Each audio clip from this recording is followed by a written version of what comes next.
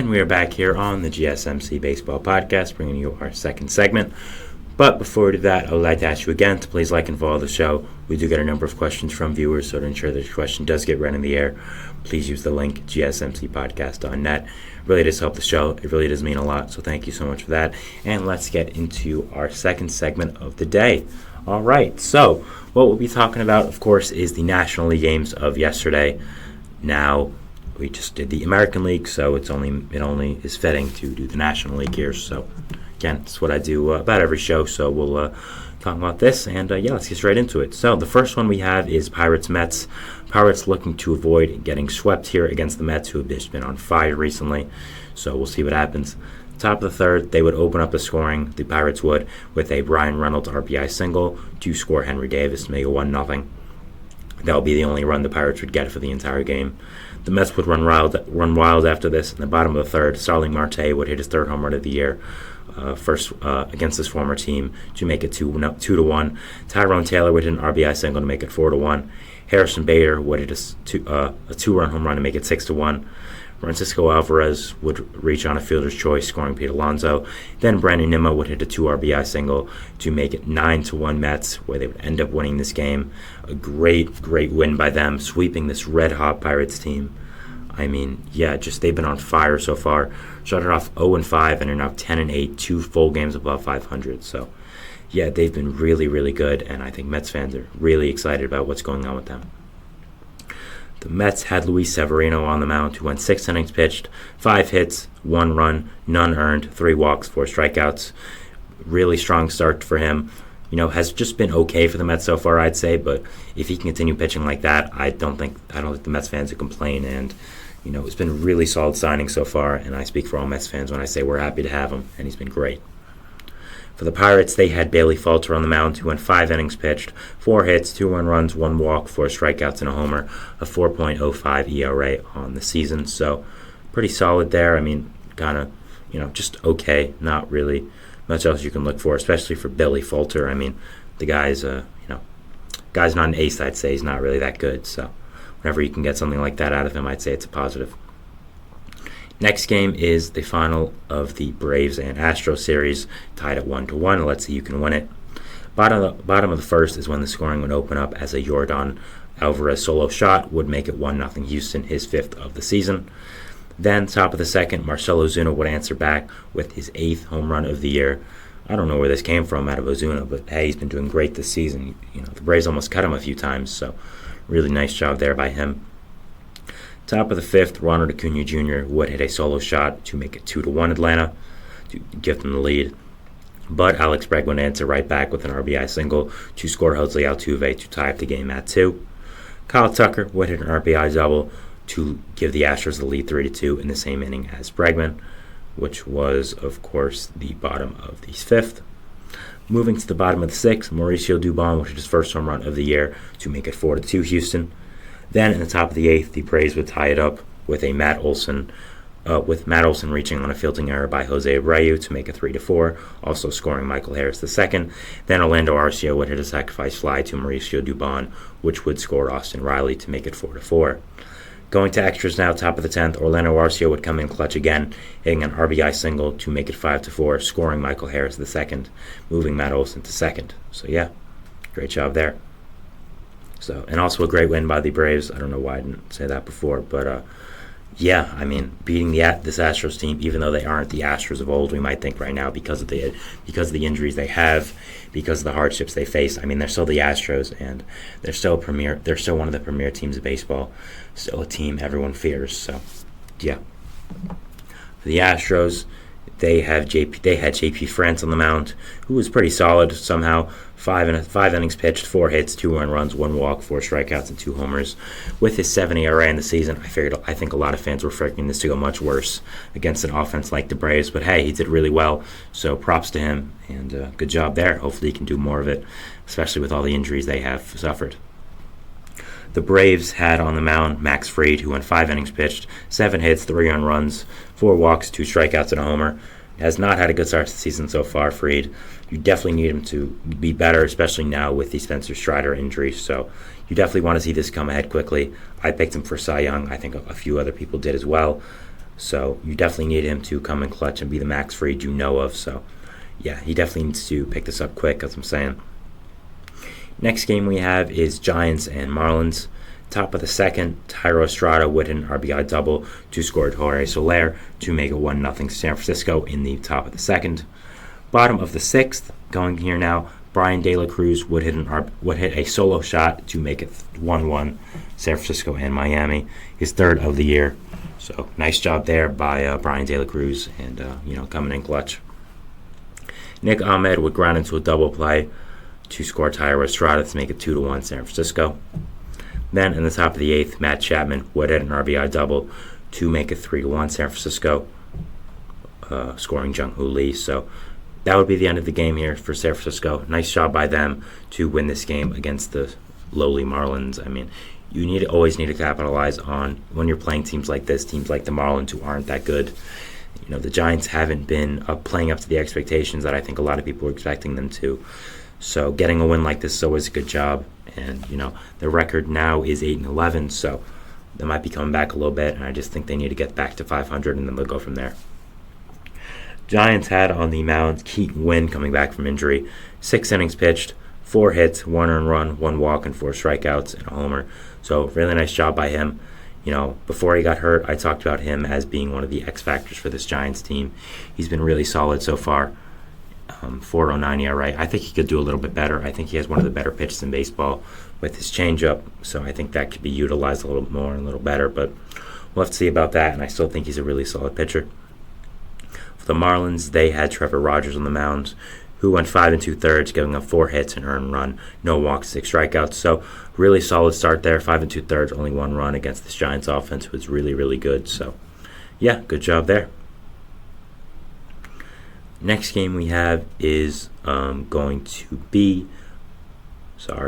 Padres and Brewers. There we go. A short one here, as in the bottom of the eighth, Blake Perkins would hit an RBI single to score Bryce Harang to make a 1-0 Milwaukee.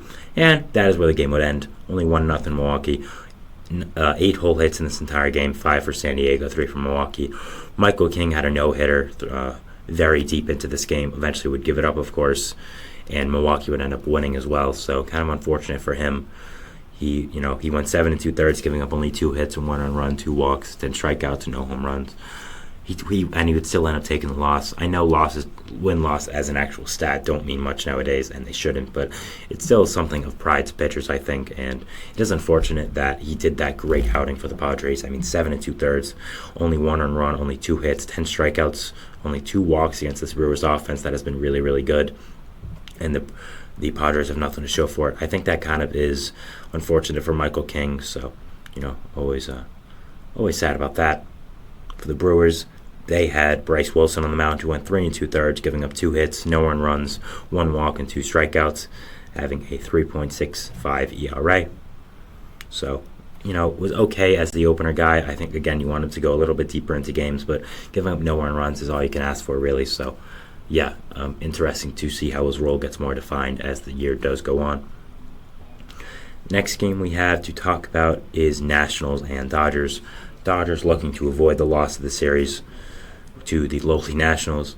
Top of the first, C.J. Abrams would hit a solo shot to make a 1-0 Washington. And then Joey Meneses would hit a sacrifice fly to make it 2-0 Washington in the top of the first. And what do you know? There would be no other runs after that. All the runs would come in the top of the first, and the Nationals would end up winning this game 2-0 against the Dodgers. Wow, I mean, Dodgers have really been struggling. We're going to have a full segment dedicated to that right after we finish this one, so I'm not going to go into it full, but yeah. The Dodgers had Landon Knack on the mound, making his MLB debut. 5 innings pitched, 4 hits, 2 earned runs, 1 walk, 4 strikeouts, and a homer. 3.60 ERA. Nationals had Jake Irvin on the mound. He went 6 innings pitched, 4 hits, no earned runs, 1 walk, 6 strikeouts. Really, really great start by him. I mean, playing this Dodgers offense, that's about as great as you can get. I don't really think there's any debate there. That was really, really good. And yeah, that's great for Nationals fans. I also want to say, I don't know when it was, but it might have been a week ago or something, but I said C.J. Abrams used to be a Dodger, which was wrong. It might have been actually, I think, 2 days ago or 3, something like that. But I said he was a Dodger for some reason. He was not a Dodger. He was a Padre. I thought he came over in the Max Scherzer trade. I don't know why, but he came over in, of course, the Juan Soto trade from the Padres. So disregard that. He used to be a Padre, not a Dodger. I got my NL West teams mixed up. Both trade for so many superstars, I sometimes forget about the prospects. So, I just wanted to add that. I don't know when it was, but I don't like giving incorrect information. So, that was it. The next game we have here is talking about the Cubs and the Diamondbacks. Scoring would open up in the bottom of the first with a Ketel Marte solo shot, his 5th home run of the year, to make it 1-0 Arizona. Then, going into the top of the 5th, we would have a Mike Tauchman RBI double to score Nico Hoerner to make it 1-1. Then a Yan Gomes RBI single to make it 2-1 Chicago. Bottom of the 5th, Ketel Marte would hit a RBI single to make it 2-2. Tying up the game for the Diamondbacks. And then in the top of the 6th, Cody Bellinger would hit his 3rd home run of the year, a solo shot to make it 3-2 Chicago. Top of the 8th, Cody Bellinger would hit an RBI single deflected by Jace Peterson. On a line drive to Jace Peterson, deflected by Lourdes Gurriel Jr., scoring Dansby Swanson. And then Bellinger moved on to 3rd by a throwing error from Eugenio Suarez. So a confusing play there, but basically what matters is it was the top of the 8th, Cody Bellinger hit an RBI single and would make it 4-2. Then Michael Busch, the 2 former Dodgers coming in handy in the top of the 8th, would hit an RBI single to continue his great season with the Cubs to make it 5-2. And then bottom of the 9th, Jock Peterson would hit a solo home run to make it 5-3, potentially lighting a spark in the Diamondbacks offense, but it would be no match as they would end up losing this game 5-3. So, nice job by Bellinger to come in clutch in his home state. Coming back to Arizona, I'm sure is always cool for him. And just good job there to capitalize. I'm sure there's a lot of friends and family in the audience. Diamondbacks have Brandon Pfaadt on the mound, who went 7 innings pitched, 6 hits, 2 runs, no walks, and 6 strikeouts. A great start by him. A really, really great job there. I mean, this guy's so good, and he's proven it right now. For the Cubs, they had Jordan Wicks on the mound, 4 1/3 innings pitched, 5 hits, 2 runs, 1 walk, 5 strikeouts, 5.29 ERA in the season. Not great, not really what you want, especially with the start of the season, but not horrible, and he's still a young guy. I still have a lot of hope for him. I think his curveball is a really great out pitch, and I'm hoping he develops it more as the season goes on and as his career goes on as well. Going to Mariners-Reds now, top of the 2nd, Elly De La Cruz would open up scoring as he would hit a solo shot for the Reds, his 5th of the year, continuing his really strong start to the season. I mean, he's really, really good, kind of throwing off all the naysayers that said he was going to be a bust. Bottom of the 2nd, Cal Raleigh, though, would tie it right back for the Mariners, making it 1-1 with a solo shot, his 3rd of the year. So Big Dumper would come in clutch there. Bottom of the 6th, Mitch Garver would hit his 1st home run as a Seattle Mariner, making it 2-1. Josh Rojas would hit his 1st home run of the year to make it 3-1. Mitch Haniger would hit an RBI single, then Cal Raleigh would walk with the base loaded to make it 5-1 Seattle, and they would end up winning this game. I understand this isn't a full NL game, and usually it would be an AO game, but I didn't really have time in the other segment, so I wanted to just get that done here. For the Mariners, they had Bryce Miller on the mound, who was really, really good. 6 innings pitched, 1 hit, 1 earned run, 1 walk, 7 strikeouts, 1.85 ERA in the season. Really, really strong start, and just a really great job there. So, I mean, so many great young pitchers for this Mariners staff, and Miller, I think, is at the top of that and had a really, really great start there. For the Reds, they had on the mound Andrew Abbott, who went 6 innings pitched, 4 hits, 2 earned runs, 3 walks, 6 strikeouts, and 2 homers, and having a 2.70 ERA. So a nice job there and a nice start. I think he's a really good pitcher. Just unfortunately doesn't really have a spot with the Reds rotation right now, but I think some injuries have opened up spots for him. Final game we have is actually a really close game, which was Rockies-Phillies. Got the P mixed up. I don't really think most people would assume this would be a really close scoring game, but it was. So, top of the first, Rockies would open up the scoring with a Elias Diaz RBI groundout to score Ezequiel Tovar to make it 1-0 Colorado. Then, bottom of the first, Kyle Schwarber would hit a solo shot, his 4th of the year, to make it 1-1. Then Trey Turner would do the same to make it 2-1. Then an Alec Boehm RBI double would make it 3-1 Philly. Then a Brandon Marsh RBI single make it 4-1 Philly, all in the bottom of the first. So a really great rally inning by the Phillies there to come in clutch against this bad Rockies team. Bottom of the fifth, JT Realmuto would add on, hitting an RBI groundout to make it 5-1. Then another Kyle Schwarber home run to make it 7-1. But the Rockies would come back and not give up, as in the top of the eighth, Eleuteris Montero would hit a sacrifice fly to make it 7-2. Michael Toglia would walk with the bases loaded to make it 7-3. Charlie Blackmon hit an RBI groundout to score Elias Diaz to make it 7-4. Then Ezekiel Tovar would hit an RBI single to make it 7-6. Phillies. So Rockies would attempt to come back 7-6. I mean, really good job by them, even though they didn't win.